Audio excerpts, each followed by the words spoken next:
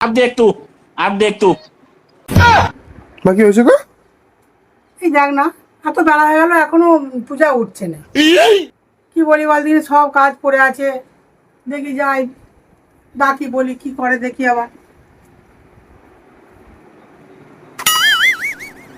এই যে মহারাজ, বেলা 10টা বেজে গেল, উনি কাটা কি উল্টো দিকে ঘুরছে?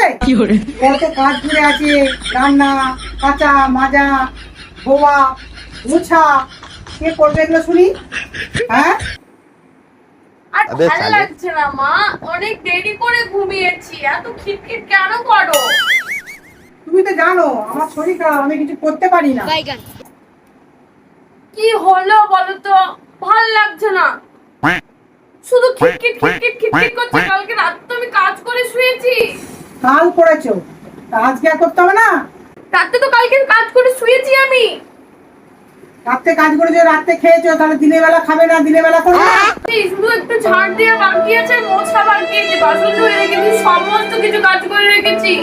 মেয়ে কালকে দুপুর রাত্রেবেলা 2টোর সময় ঘুমিয়েছে, আর আমার ঘুমোতে প্রায় 3টে বেজে গেছে। আমি কি করে করবো বলো তো? তাহলে থাক, সব করে থাক।